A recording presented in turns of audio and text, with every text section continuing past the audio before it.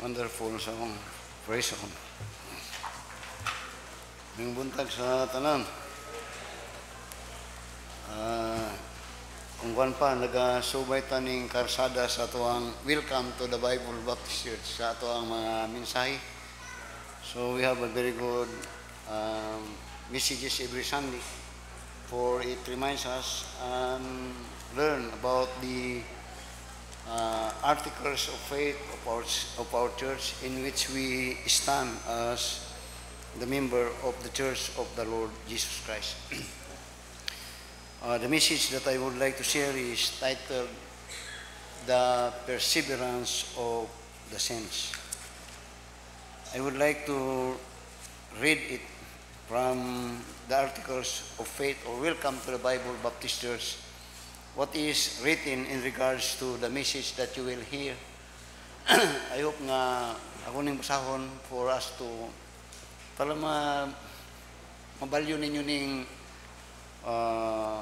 Welcome to the Bible Baptist Church. This is what we stand for in regards to this doctrine. And this doctrine of the perseverance of the saints is a very controversial doctrine among many Baptist churches. For kung ako pag na-explain mo taas na for it is this P, the word P came from the word tulip, which was the teaching of the Calvinists. But we believe on this perseverance of the saints. It says in our Articles of Faith, says, as a church, we believe that such only are real believers as endure unto the end, that their persevering attachment of Christ is the grand mark which distinguishes them from superficial professors, that a special providence watches over their welfare, and that they are kept by the power through faith unto eternal salvation. Perseverance of the saints. The 12 apostles of the Lord Jesus Christ, when they started the church, they persevered. Too much affliction, too much rejection. They were persecuted, and they were all martyred. But despite all those agonies, despite those rejection, despite all the shame that the world had offered unto them, the one great truth is they persevere. They persevere unto death. They die for their faith in the Lord Jesus Christ. Perseverance of the saints. Now, the word perseverance, karong mga panahon na daghang mga tao nga wala na ang so-called value or yes of the word perseverance. Daghan because of we are being conditioned of easy, quick things. Wala na tong mo-endure ka nga kwaon nimo ang butang nga mupasingot yun ka. And muna siya nga we are being conditioned of it, muna siya nga dunay mga nangadagko nga mga very sad of it, and this is truth. Nga mga kabataan nato nga nangadagko nga di na kahibalo magluto. Di na gani kahibalo magbunot o magkagod, di na magkahibalo nga naman. Tungod kay quick adto ka dito sa Jollibee na panito nga quick pass. Wala na tong endurance. And that is what I said many times, that this is one thing that we are sorrowed of sa mga nagasunod sa ato ang generasyon. Dili paras kanato nga nang agi gyud ta og pasingot. Nga hantod karon nagapasingot lang gyapon. Perseverance of the saints. The word perseverance simply means adherence to a course of action, belief or purpose without giving way or without quitting. The word perseverance simply means it's an attachment of endurance, to endure, never to resist, never to give up. Karong mga panahon na daghang mga so-called Christians nga wala na ning word nga usahay endurance. Ug usa ni kabutang that I am worried of usahay. But I thank God, dili sayon ang ministry. Muna siya nga kang nabuntaran nga atong kauban sa sambuhan na ato nang ginaampuan. Kay I understand it is not that easy. Not easy. Sometimes our work is not only being rejected, but sometimes it is opposed even inside of our family. So the word endures simply simply means it is in the sense of an enduring for an arduous thing. Mean to say hardship. Nga kitong ginandur ang mga kalisdanan. Now, you see, sometimes we believe nga usay ang mga tao nga nasa mga arang-arang nga butang nga itong pagtanaw, okay na ilang kinabuhi. Now, for me, I don't believe on it. Doon ako yung mga amigo ka na ito. Bisag karoon ako yung mga amigo nga, kung yung tanawon, hayahay ko kang tanaw. But when you ask them, nga, lisod.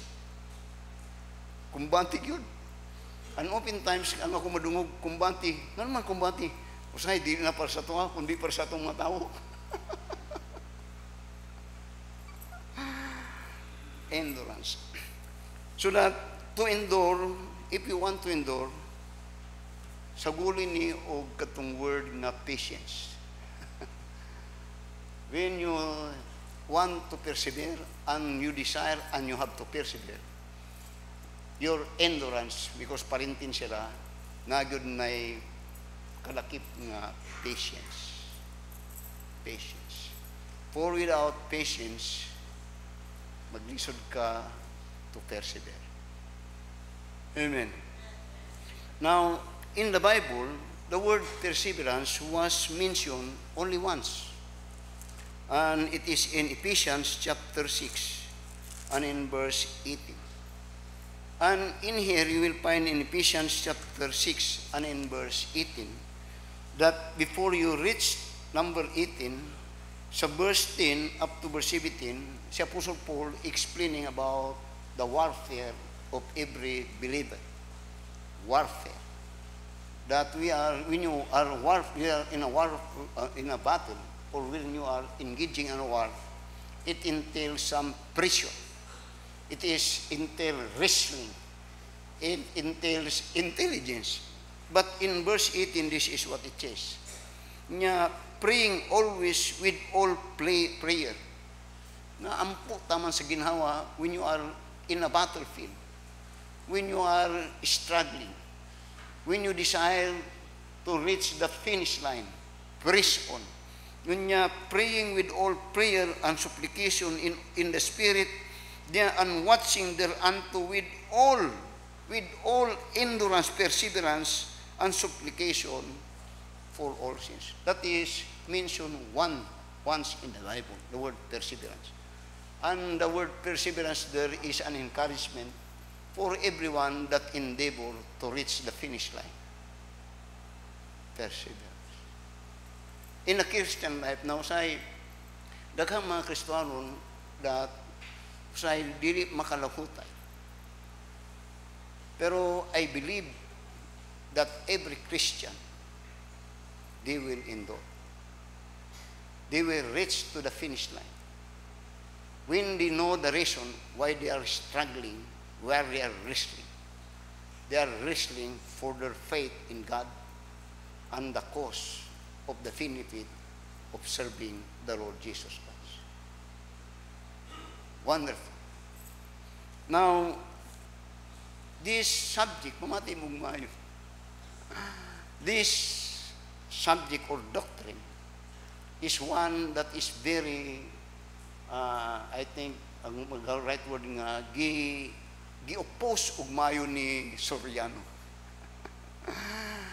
Itong Soriano. O daghan po nag-oppose ni. Because the word perseverance simply means a doctrine that we stand as God's people. That the word perseverance simply means once saved is always saved. If you are saved, always saved. And because of it, daghang dili makadawat ani. For they do not understand that when a person is saved, he has this position. And this position is he received an everlasting, eternal life. So the word eternal or everlasting, it means it doesn't end. Dili mahuman, everlasting. Katong gikanta nil diri, everlasting or eternal.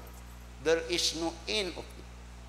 And that eternal life was given of the possessor of eternal life. And that is the Lord Jesus Christ. Now, I said in the Bible, great men of God great men of God, they become so great. Why? Because they persevere. Now you see, many consider Christian is not an easy life. But do you think un-Christian unbeliever do have possess easy life? Masundan ko ninyo? Now we are made to believe that Christian life is not an easy life. But let me ask, kamong dili mga Kristohanon maayo, hayahay ba da inyong kinabuhi? For me, I am a better Christian than those that are unbelievers. For I have the wisdom of the Word of God. And that is not for me only, but for every Christian. Ang sulti nga, lisod nang magka-Kristohanon ta. Ang pangutana, hayahay ba dahil ka nga dili Kristohano?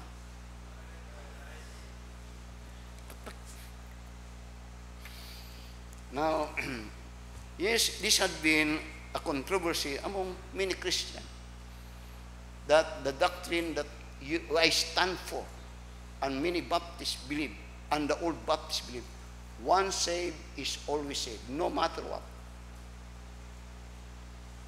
That every believer possesses an eternal life.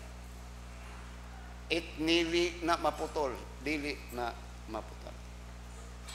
So, I said, in the Bible, great men of God are people that endure.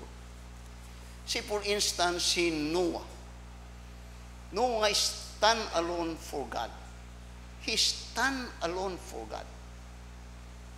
He preaches a message that is impossible to happen in that time. A message that God would judge the world through flood. And in that time, there was no yet rain. It never rained. They never understand what is rain, or even at that time when Noah was building an ark on the top of the mountain, that how could a water overflow the mountain? They could not believe that. But Noah persisted that it will come. God's judgment will come. Though he was rejected, though he was despised, though he was laughed off, no one believed him, but he persisted on. At the end, the flood came, and all those unbelievers were sunk or will drown in the flood. Then truth stands and truth prevails. Moses led a group of God's people. The people that he led are the ones that persecuted him. They are not his relatives. They even considered him as an enemy. They tried to kill Moses. But Moses endured until he led his people at the bank of the river. Perseverance. Though he disliked him, but he persevered. Why? Because it is not that God, that people is the one that he served. He served God through these people whom God tasked him to deliver. Kaila siya kung kinsa ang iyang master. Dili ang mga tao nga iyang ginalid ang iyang master. Dili ang Ginoo. So that the rejection do not matter. What matters most is his obedience to the command of the one that gave him the task, so that he endured because he knows his master. Masundan ko ninyo. Job was severely persecuted. If there be a man that would stop or would not endure all the suffering, it should have been Job, because he sinned not. He never offended God at that time. But when God allowed the devil to test him, and he suffered every loss, everything. You don't want to suffer anything. You don't want to give in. Pero siya, he gave up everything. But at the end, he said, for all these things, Job sinned not. He endured until the end. He lost everything, and he endured until the end. But at the end, he had proven God will recompense double of what he had lost. Have you lost something for God? You don't want that. So you don't have reason to persevere. Masundan ko ninyo. This morning, let me speak to you why Christian is to persevere. Amen. Now, by the way, if there be any person in this world that is of privilege, it is His people, ang mga katauhan sa Ginoo. Though sometimes you think your life is not easy, as far as your God is our God, the real God, be at ease, because He is sovereign. You may lose something, but when your faith is not shaken for the loss of those things, He will reconcile. You will be bayran suklian kasi. For the Bible and the Word of God says that who is that person that had lost something for me that I will not repay? Verse 7. Notice in Romans chapter 8 as we will study this message. Romans chapter 8. The perseverance of the saints. Now, by the way, when we speak a bit about saints in the Bible, every member of the church, every saved people is saint. Dili itong, we are tanawag lang atong pagka-ignorante. Are you reason with me? Now, saints are people that are in heaven and are bound to heaven. But here in this country, we are made to believe si kinsay Saint sa kwan, si Saint Ruiz, si Saint Ruiz, Saint Lugunsod, Kalunsod, Saint Kalunsod. Sa ito, pagkatulang, kitulang duha ang tuwa sa langit. Ang mga diligent, way hinungdan. Now, in the Bible, you study the Bible, every Christian believer of the Lord are saints. You are saint. Now, and in the Bible, if you read the Bible, study the Bible, muna siya nga, dahang mareliyoso nga wala pa yagatoon, and truth is, they don't even have the Word of God. I'm sorry, no. Now, it is our duty, kaya we are a religious person, it is your duty to prove those that are being taught, if it is indeed taught in the Word of God. And you will find in the Bible, those epistles, 13 epistles of the Lord Jesus, epistle of Apostle Paul, and the epistle of Peter, it was addressed to the saints. Meaning to say, iyang gisulatan ni Paul o ni Pedro ang mga saints sa simbahan nga makabasa. Kaya kung gisulatan nilang saints nga tuwa na dito, nonsense. Nonsense. So this morning, let me speak, I said, on the subject, the eternal security of the believer or the perseverance of the saints. One saved is always saved. Are you saved? Meaning to say that your salvation will never be lost. Whatsoever happen, then you will ask, Pastor, makasala, pamanta. That's true. That's true. Muna usay ang makababag sa unang-una nga ang security. Makasala pa ta. Then nasultihan ta mo si Abraham, nagtumo si Abraham nga tuwa siya sa langit. Na reason. Nagtumo si Abraham nga tuwa sa langit o tuwa sa impyerno. Now, Abraham for me was in heaven. But the question, did Abraham did not sin? He sinned. Now, the writer of the book of Psalms is King David. My question is, asa si David karon? Kaya namatay naman siya. Nasa sa impyerno o nasa langit? Now, si David, nagsulat siya sa Psalms. He sinned. He committed and he was a murderer. But he was in heaven. Even Paul. Now, you see, Pastor, kanina saan mga kayo makasalata? Oo, makasalata. Pero when you are saved, you become the son of God. You become a child of God. Monto ingon niya sa John 1:12. Now, sunda ko ngayon, John 1:12 niya.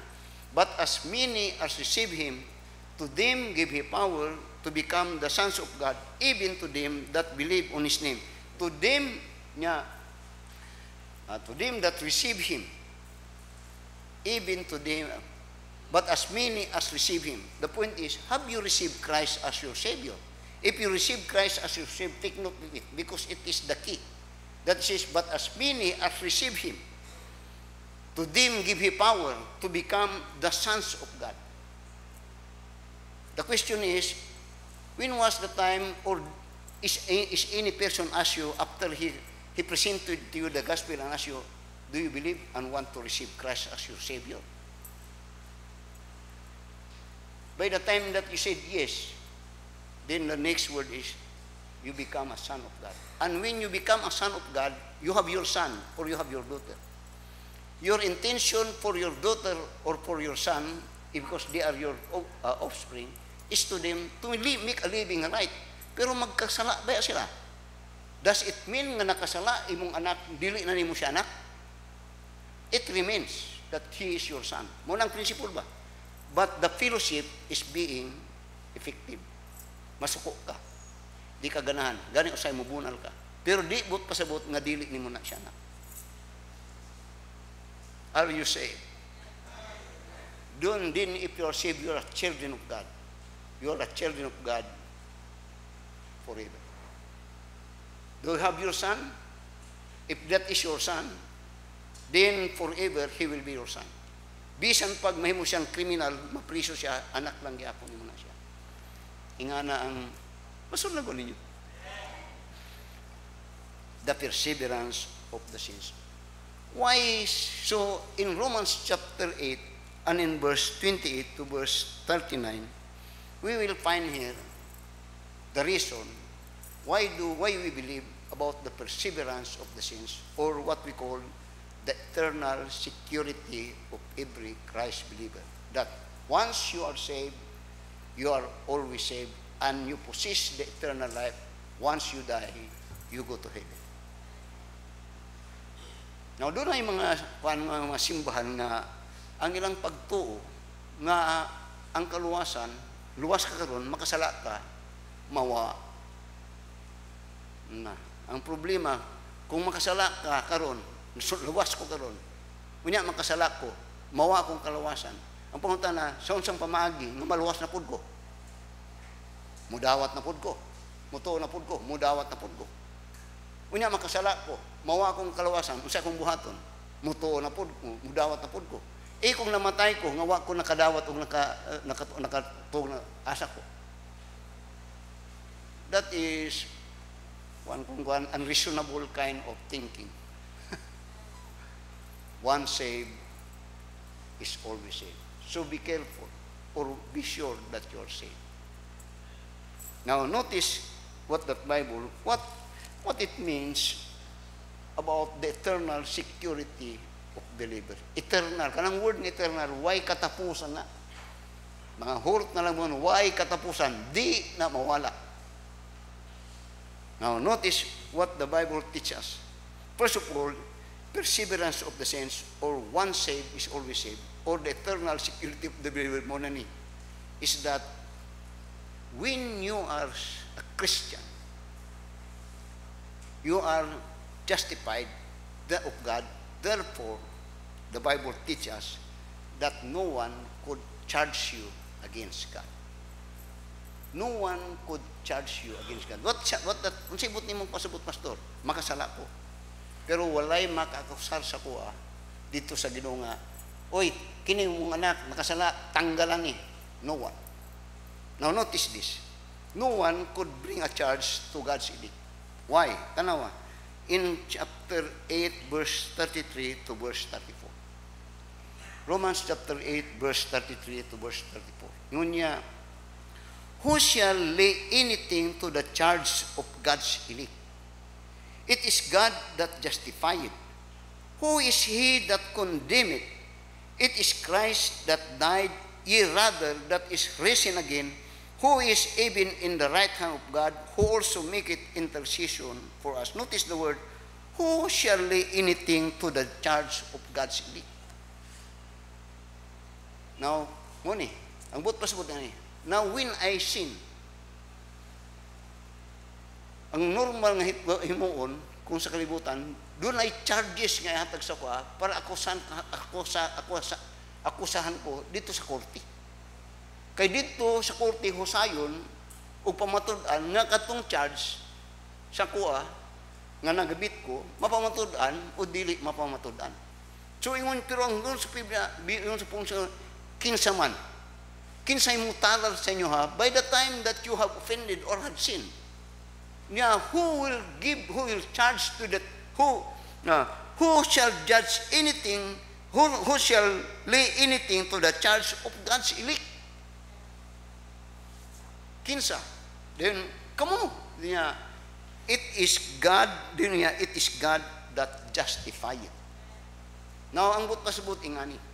Notice the word, it is God that justifieth. When a Christian is saved, he is justified. The word sunda ko ninyo mayo. The word justified or justification is the act of God whereby as guilty sinner is declared righteous of God on the merit of his belief and faith on the finished work of the Lord Jesus Christ on the cross of Calvary. What is that finished work of God on the cross of Calvary? The finished work is that He worked for our salvation. He died to pay our sin. So that every person that came to God by faith in Christ Jesus, with that kind of belief, he is declared righteous. And the one that declared it is God. So that when I sin and you charge against me, who are you? Are you more than God? Meaning say, when God declares or justifies a person, because it is God, then that declaration never changes and never be repealed. Masundan din na. Nga di mo bago ang deklarasyon sa Ginoo sa kuha. That I am justified. God declares me righteous. And no one could change that declaration. Because kung nasa korte nga ni, kung tanong sa korte, mapildi ko ninyo kaso diri sa province, pili ko musang at dito sa Supreme Court para i-repeal ito nga pan. Pero when God said it, Pastor Claver is justified because he had faith in me. Walay maka-change na, walay maka-question na, kay He is sovereign above. Makita ninyo na, naingani. Abraham was declared by God righteous. And God's declaration on Abraham's righteousness is based upon his faith in the Word of God.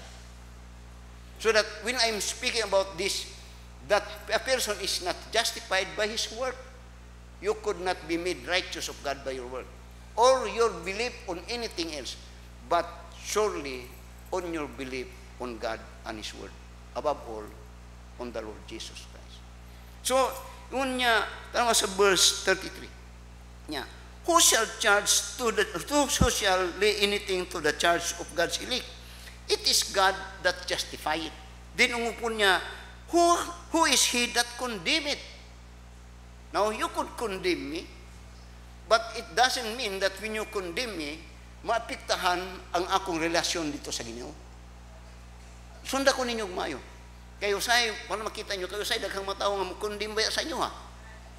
Kayo maka-offend ba puta? Pero kana, it will not affect my relationship with God.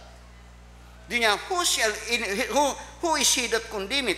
Di niya, it is God that died, ye rather, that is risen again, with who is even in the right hand of God, who also make it intercession for us. Now, tanaw God sa Romans chapter 7. Romans chapter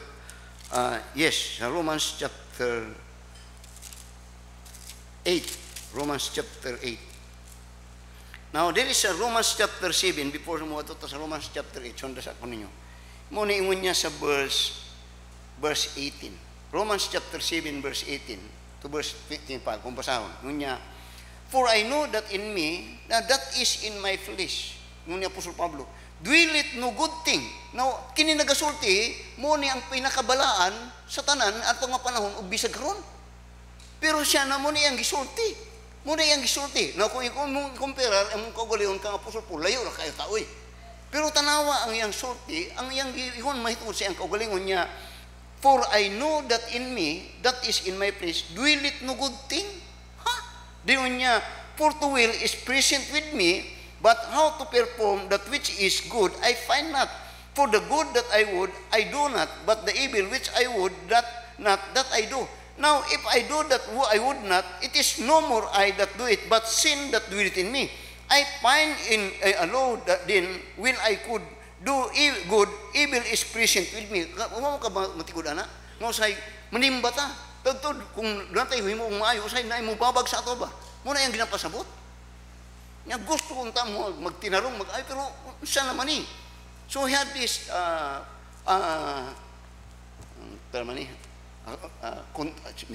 controversy ba na?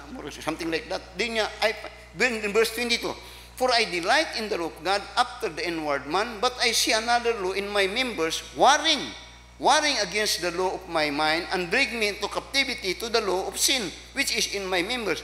Diyon niya, pagkalawot ko, I wretched man that I am. Who shall deliver me from the body of this death? Diyon niya, I thank God through Jesus Christ our Lord. So then, with the mind, I myself serve the law of God, but in the flesh, the law of sin. Now, tanaw sa Romans chapter 8. So, ingana ba yata? Usay kung di ta kasabot ani, usay makasulti na luwas ba ko? Murag di magkuluwas kay usay akong murag mas daghan man ang dili maayo. Pero remember remember the time that you were asked, do you want to receive Christ as your Savior? But as many as receive Him, to them give you power to become kadtuguniti dito. Kay dito ang foundation ani. Pero di but pasabot that you become a child of God, nga dili wala na. Ang uban ilang ginatan mga dili gud ko mabalaan. Di gud ka mabalaan sa imong kaugalingon, di ka makapabalaan. Ang Ginoo ang magpakabalaan sa imo. Through your faith. Now tanaw sa Romans chapter 8 now, verse 1. Nya who is that he condemneth? Din niya sa Romans chapter 8 verse 1. There is therefore now no condemnation to them that believe God. No more condemnation. Tama sa Romans chapter 8. Iyang gisulti sa verse 34. Who is he that condemneth?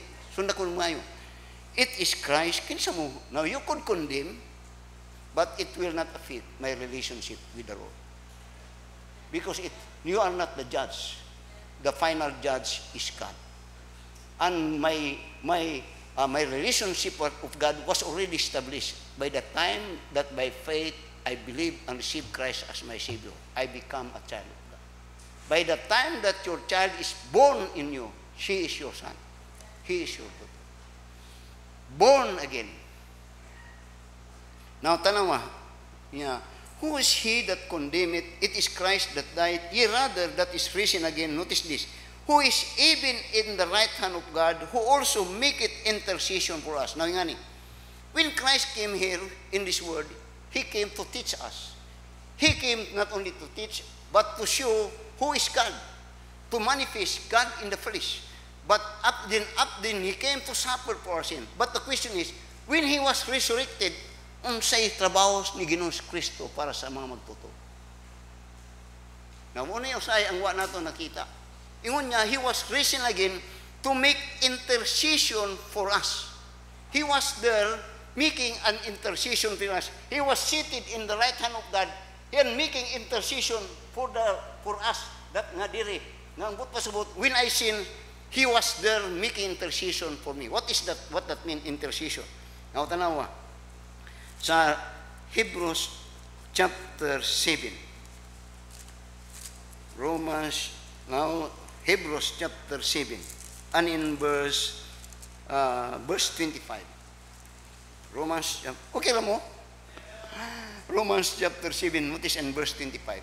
When niya, wherefore He is able to save them to the uttermost. Notice that He is able to save them hantod kung asang tumoy, taman sa katumyan. Kung na-save ka atong 2007, or I was saved in 1996, I am saved hantod sa katumyan. Kung akong kinatuman, hantod sa akong kamatayon, save ko hantod. Muna iyang but pasabot, Hebrews chapter 7, verse 25. Wherefore, He is able. He is able. Why? Because He is God. He is able also to save them to the uttermost that come unto God by faith, saying, He ever liveth to make intercession for us. He is ever living, nabuhi siya para para, unsay but pasabot ana? Tanawa, sa 1 John chapter 2, and in verse 1 to verse 2. Ngunya, my little children, these things write I unto you, that ye sin not, ayaw unta. Now, walay father nga gusto niya nga yung anak may mong drug addict, walay father nga yung gusto niya yung anak nga may mong kawatan kriminal, wala.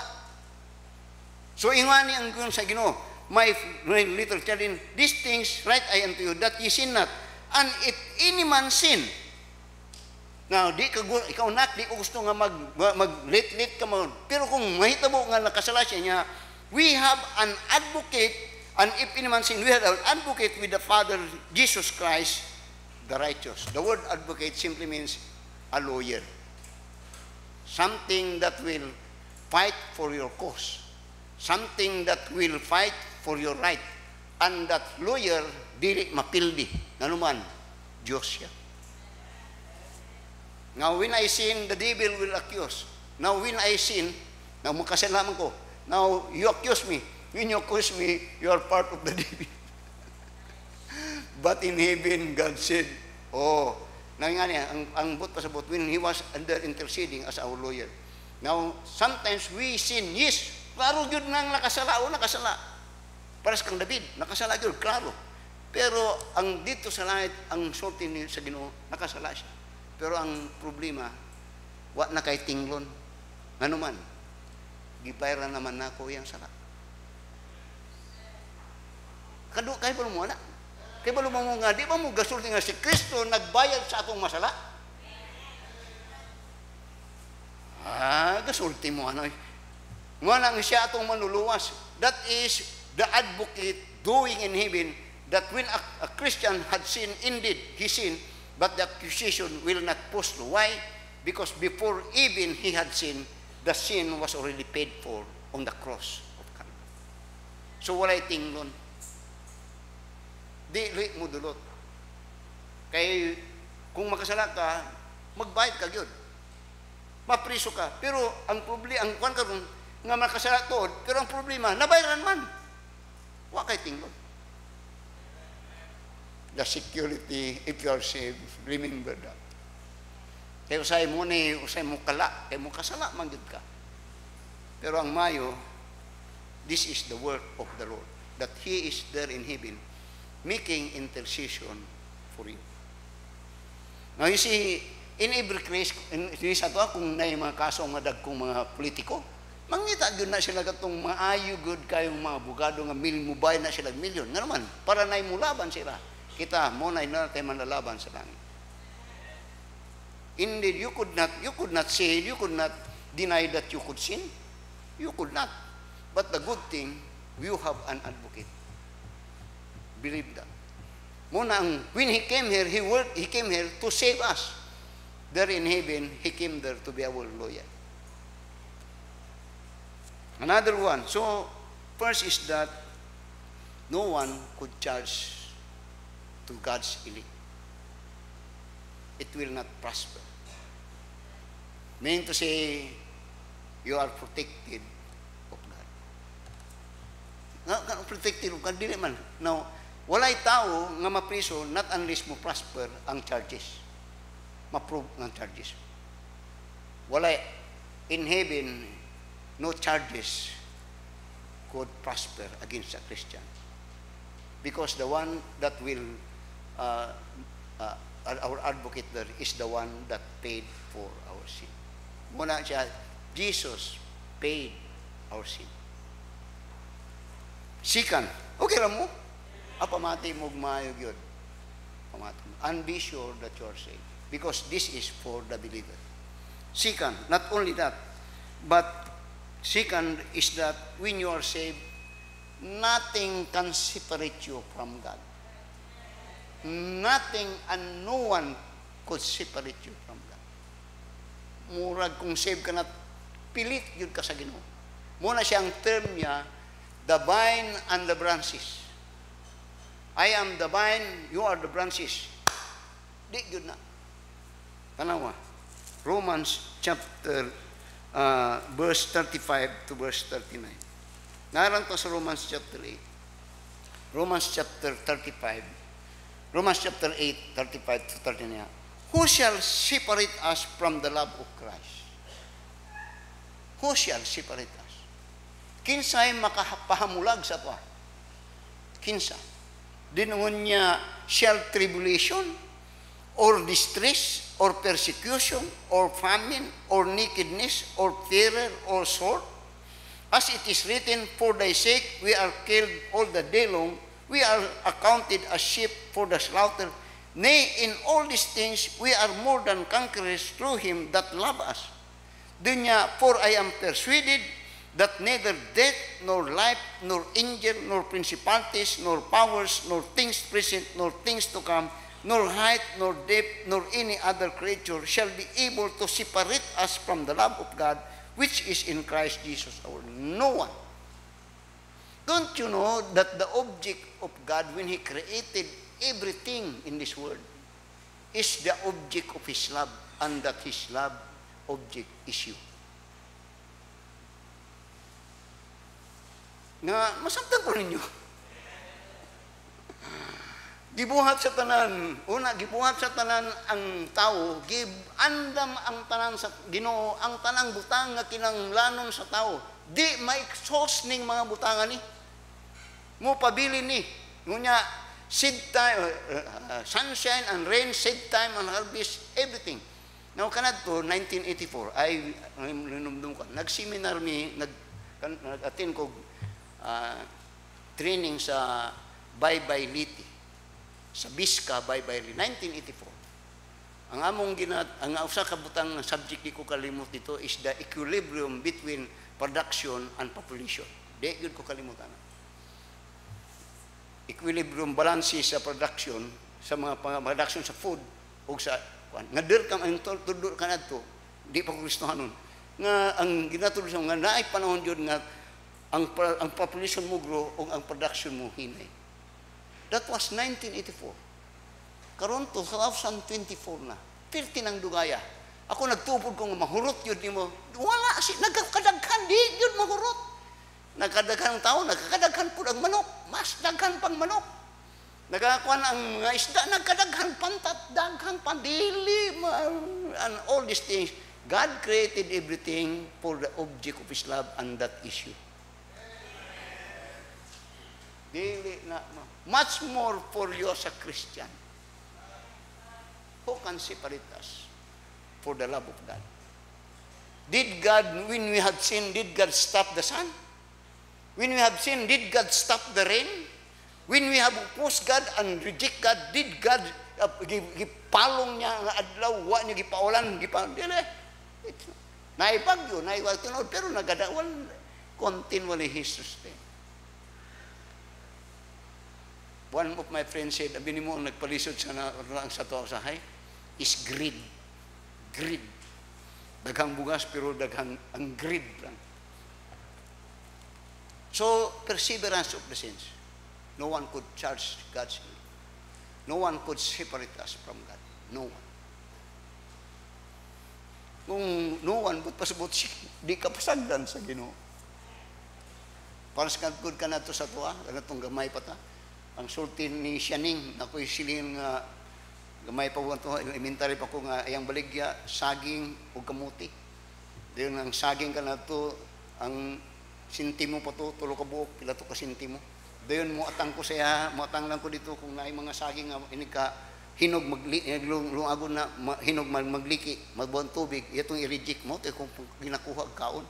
Diyon mo ana siya sa kuha nga, mo ana po siya nga, nakahon mo ko ana siya nga. Kinigid si Ipok, ambot lang ni, mabuhi ba ning bata ni.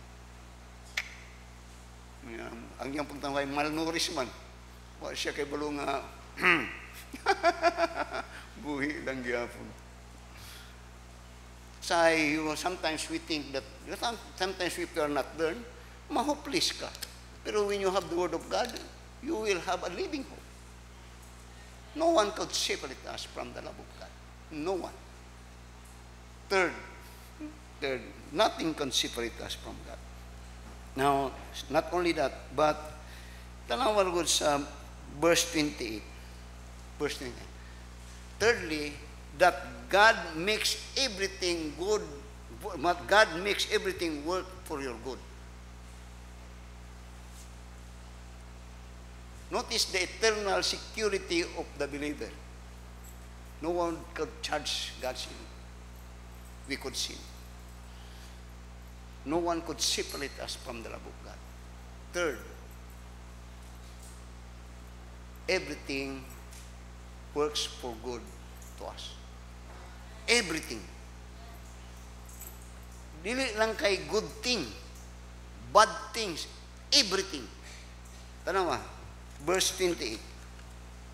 Ngunya, and we know. Now, tanawar ko niyong sulti, si Apostol, si Luke ang writer ni, pero tanawar ko niyang sulti. And we know. Do you know? Do you know that? That and we know that all things work together for good to them that love God, to them that are called according to His purpose. Nga tanang butang nagahitabo sa ako is for my good. Oh my. Now you see, no one, every one of us only want good things to happen to us. Good things. Pero dili lang every good thing niya, all things, bad things man. Now consider si Joseph. Now you don't want to have bad things to happen to you. But if you consider Joseph who ruled the world in his time, he started with all bad things. Dili maayo nga butang. Muna, there is a principle that says, no pain, no glory. Ang ato kay glory, walay pain. Yan, no pain, no glory. Ang ato glory, no pain, di wala na ipon. Dili. Muna siya nga, I said oftentimes nga, kini atong mga young people, kanon na po, ganahan kayong mga young people, mga tiyani.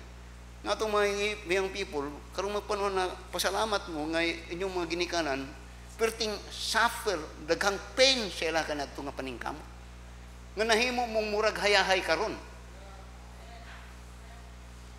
Ang mga ubang, mga kuwan karon, mga hayahay ba? Pero, pag gusto ko nga mo, maayo nga mo agita og pain, maayo nga mag-agita og lisod. Nga naman, you see, easy money, easy go. Dili usahay nato mabalyo ang butang nga wala nato gipaningtan.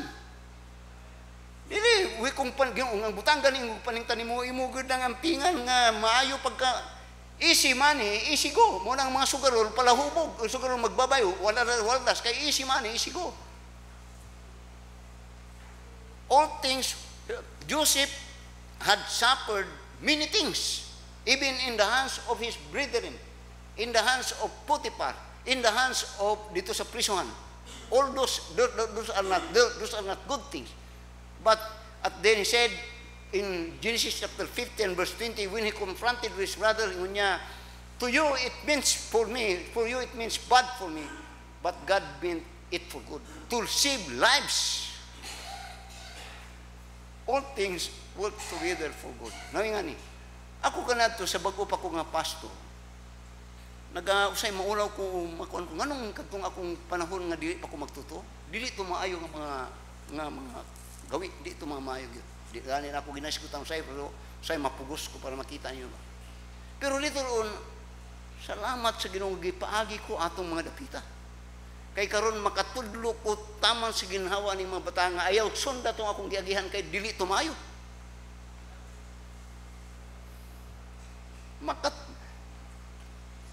All things work together for good. Now think about it. There are things usahay nga ingani, na yung mga butang usahay nga di nato gusto good, usahay kong nyo naon, pero later on makikita mo, salamat na ning agi ko ato. Wala ba mo ana? I thank God that I was born in a very poor farmer. Pasalamat ko ana nga problemi nga nagkuan, pasalamat ko ana. Kay dito ko napanday, mo na ligo ng lawas hangtod karon. Dito ko napanday mga principle sa kinabuhi. Okay lang po. Now, panawag mayo. Nya, and we know that all things work together for good, nya to them that love God. The key here is the them that love God. Then the question is, do you love God? Now, if you want things, evil things to work for your good, to them that love God. Joseph did love God. Yes, he was tempted. That was an opportunity. He was still very young. Pero niya, do you think when we do it, do you think that God will not know it? Meaning to say, ang but pasabot, I could not do this because it's sin before God. Now, you could not hurt the one that you love. You could not. You will care for it. Muna siya nga, to them that love God. I said, nga binyo, nga ni, I want you, butang ni siyang inyong uto. When you pray, please say, Lord, I love you. And when you do it, think about the goodness that had benefited you because of God's love. Una-una, kinsa ka kanadto. Una-una, unsay mga benepisyo nimo sa Ginoo. You don't own in this world. You don't own anything in this world. You came in this world nothing, and you possess nothing, and what you possess is from God. Is not that a reason that you will say, I love God? Kung mag-ampo mo palihog, tanawa. Now, in a day, God knows it. When I pray, ako yun nang ginag-front, Lord, I love you, Lord. I love you. Now, why is that? Dinito na, I learn, why? Wow! Morning rason nga makaklaim ko sa verse 28.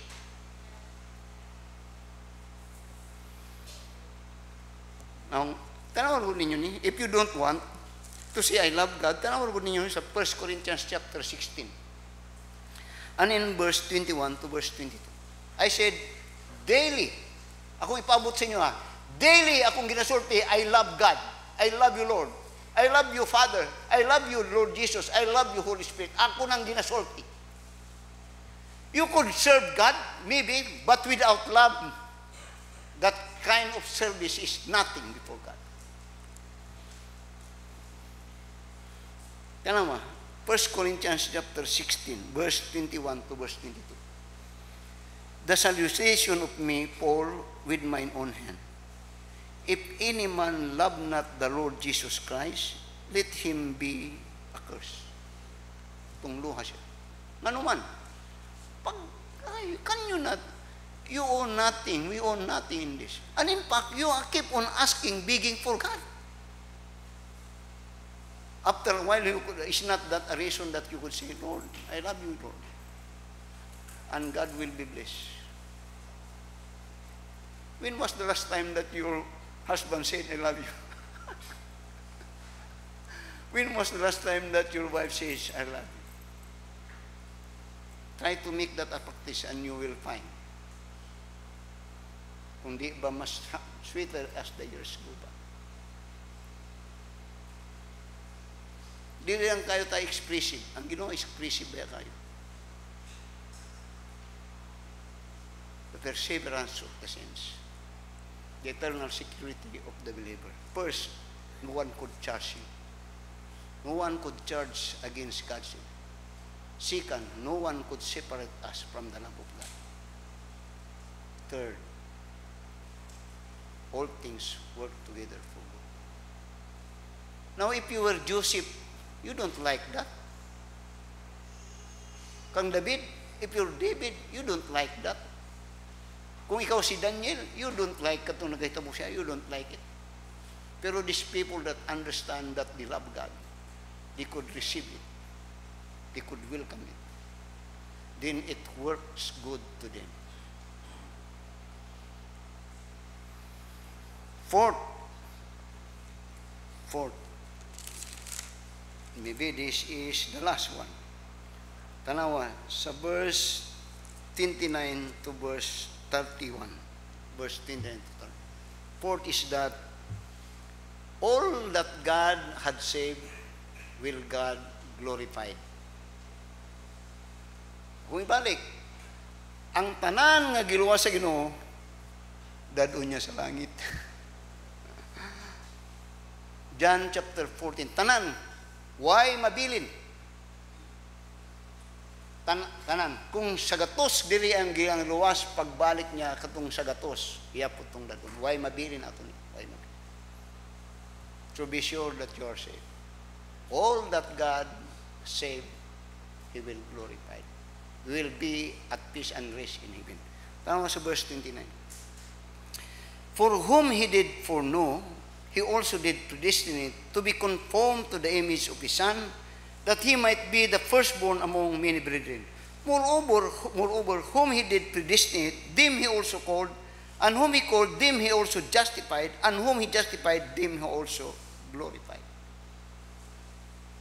Muna sa John chapter 14, verse 1 to verse 9. Jesus said unto them, let not your heart be troubled. You believe in God, believe also in me. In my Father's house are many mansions. If it were not so, I would have not told you. I go to prepare a place for you, that where I am, there ye may be also. Now, either you like it or not, mamiya gyud ang tanan ning kalibutan. Why mabilin ning kalibutan mo tindi sunugon ni sa Ginoo. Pero doon ay dapit nga yang giandam. Iyang gandam to para sa iyang mga katawan. Now, tanawan ni. Tanawan sa John chapter 10. John chapter 6. John chapter 6. Tanawan sa verse 37 to verse 39. Amen? How wonderful it is to be saved. Now, I'm old and aching. But there is living hope. Ako kung mag-uban, grabe po na si Pastor. Pero don't you know that in my mind, Lord, I'm willing. Ako, no problem. Dili ni mabutangan muhikot sa ako sa kalibutan. Never. Kaya sa John chapter 6 verse 37 niya, all that the Father giveth me shall come to me, and in him that cometh to me, I will in no wise cast out.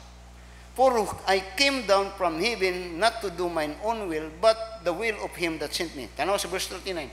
And this is the Father's will which hath sent me, that of all which he hath given me I should lose nothing, but could raise it up again in the last day. Every believer. Now kung mubalik ang Ginoo mga 20 years o 100 years from now, granting, Dayon, nagkawindang-windang ka, I will lose nothing. Dili, kung kuwan pa, by the time that you are saved, appeal na ka ni, appeal ka kung halimbawa sa gatos, appeal ka atong sa gatos, magkaunsa-unsa man imong kinabuhi, where my Father is, there you may be also. He will lose nothing. Why, kwaon niya tanan. Now, tanaw sa verse, John chapter 6, natawa sa verse,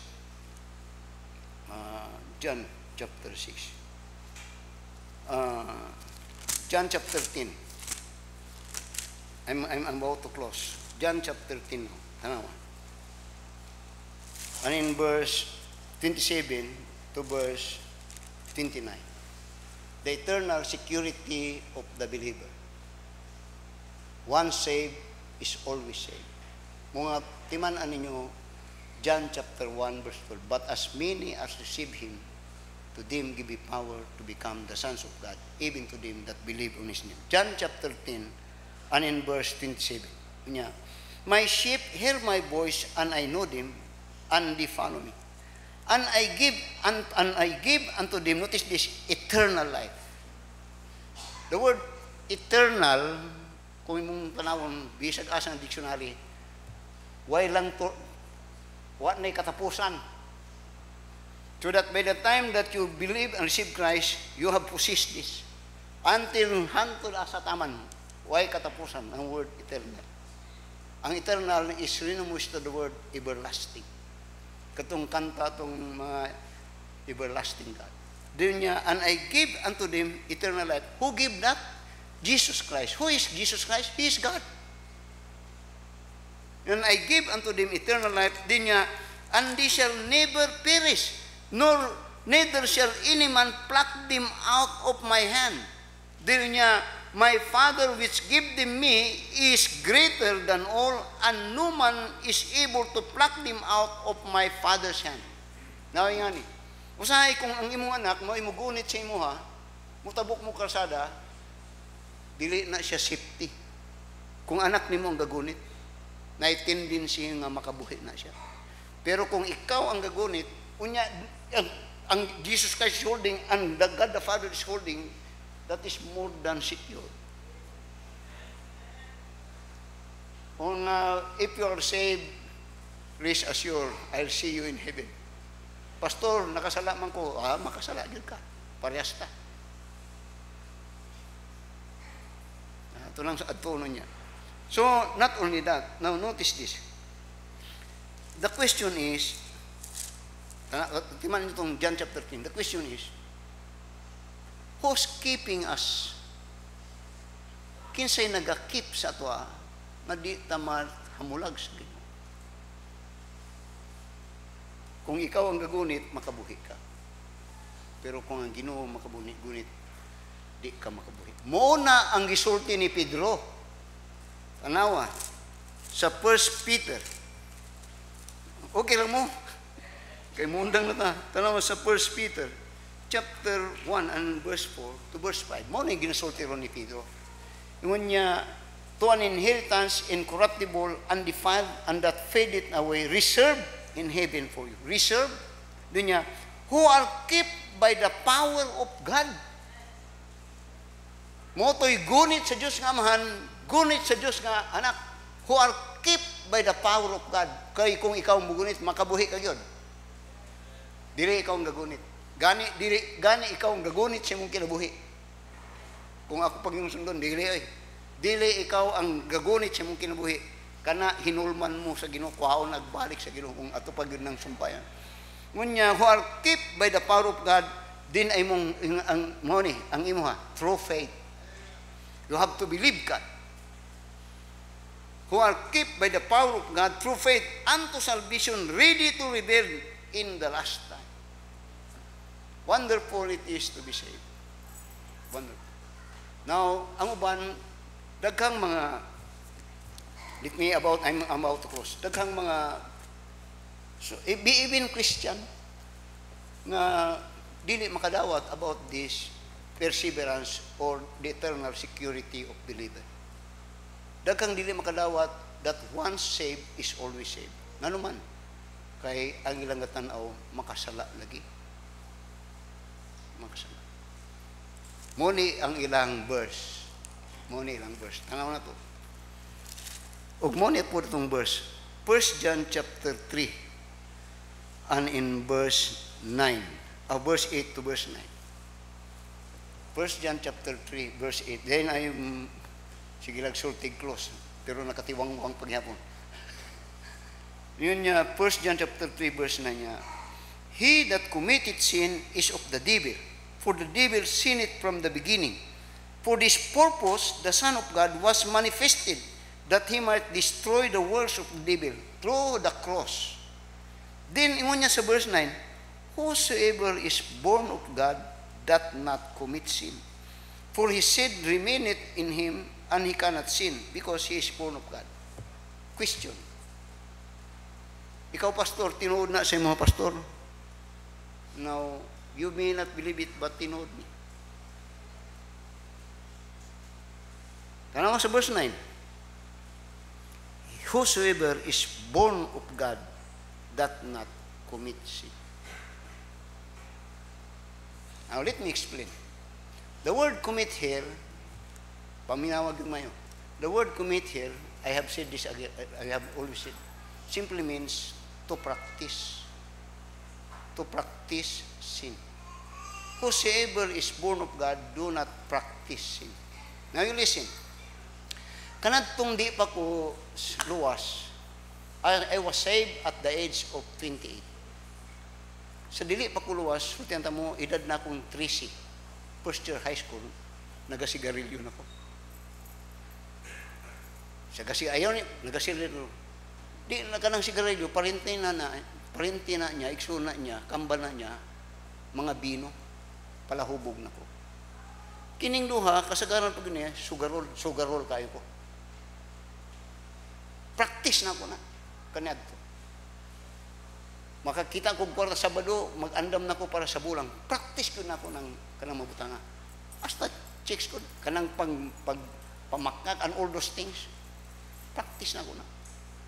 Kanad to, basta mo tanaw ko, kanad to sa client's office, mo tanaw ko siya, kwarta yun. I'm a purista. Pero once after that I am saved, never did that I practice those things anymore. Masabtan ko ninyo? Masabtan ko ninyo. Si Brother George kasabot ani. Katong mga saved nga sama sa kuha kanad to, makasabot mo ani. I was saved at the age of 28. That was 1986 nga naluwas ko. From that time on, wa na ko gasigarilyo, wa na ko nag-inom, wa na ko nagsugal, wa na po ko chicks, wa na yun. Never did. Pastor, di na day ka makasala. Pastor, makasala gyapon. So, saan pangabig, Pastor? Mamakak usahay ko. Pero di na practice na ako ng pamakak na. Naipanahon usahay nga paras kang Abraham nga kang kuan nga muri because of pero makasalagot. Pero di na practice. Gani kung makasala po, mag-guilty kog maayo sa Ginoo. Kanadto kung kani magbutanga kung ginsulti ka na tong unbeliever pa ko, wala na guilt oy. Wala. But when after that I am saved, money. Doon ay guilt yun. Pero dili but nga dili makasala. Now, Pastor, save lang gyapon ka. Oh. Man, anak man ko sa Dios. Giyon sa nimong nahimo kang anak, Pastor. Galatians chapter 6, 3 verse 26. Tanaw sa Galatians chapter 6 verse. Now, kung dili mo para sa ako nga, now, be sure that you are son of God. You will not enter heaven. You could not claim Romans chapter 8 verse 28 to 39. Galatians chapter 3 and in verse 26. For ye are all the children of God by faith in Christ Jesus. But as many as receive him, to them give power to become the sons of God, even to them that believe on his name, and that name is Jesus Christ. Sa ibot niya mong pasabot, Pastor.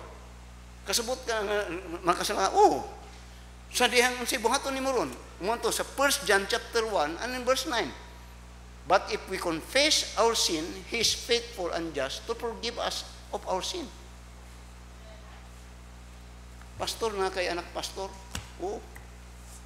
Sana imong mga anak pastor, gusto ka nga mga imong palahubog, sugarol, para sa imong kanadto. Adili. Gusto na ako sila magtaro. Unya pastor, nagasunod sila sa mga, dili po. Unya, ang but nimong pasabot pastor, ang basunod nimong karon, imong gyapon silang anak lang gyapon. Ikaw, kumusta ka? Na kay anak, gusto nimong, dili magsugal imong anak, nakasala, nagsugal, di na nimo siyang anak? Ngayon, raison.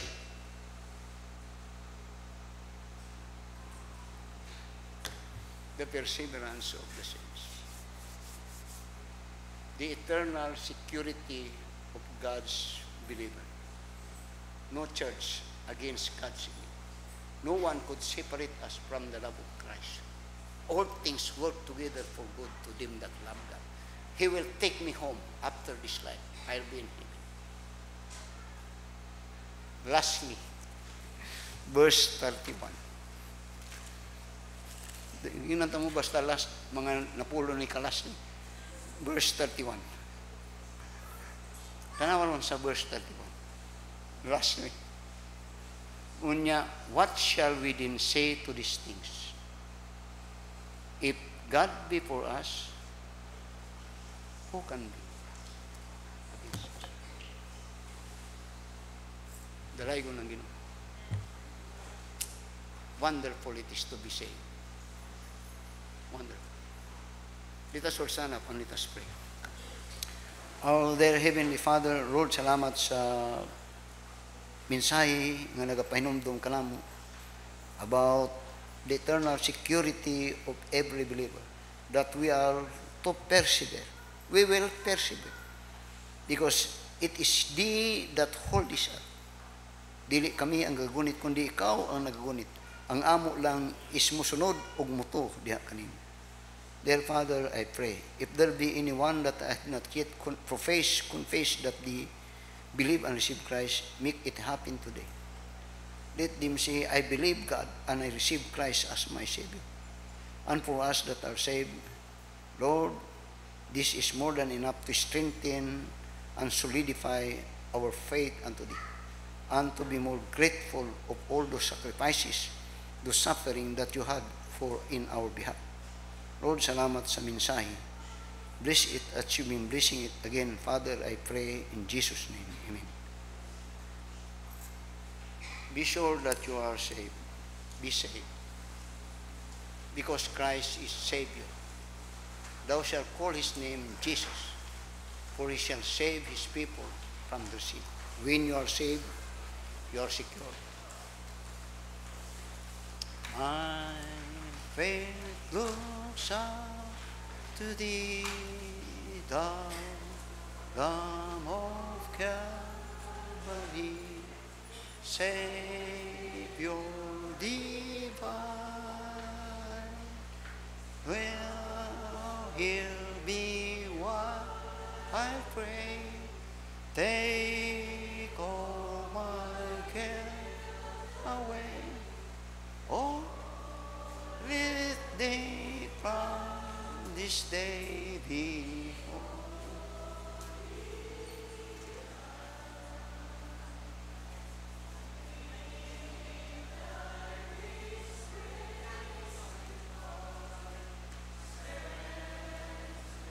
My fainting heart, my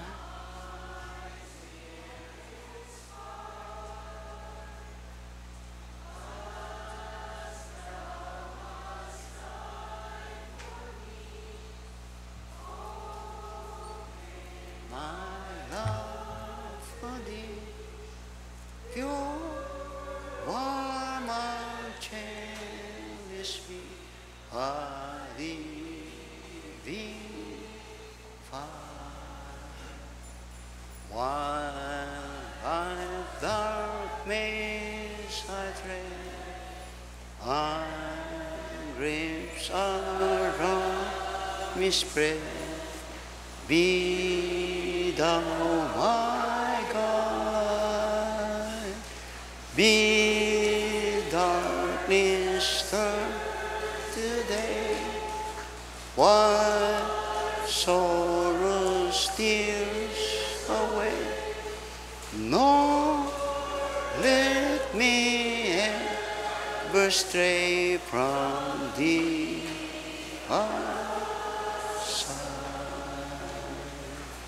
When is life's transient dream, when it calls soul stream, shall all me roll. Blessed Savior, then in love, fear and distrust remove. Oh, bear me safe above our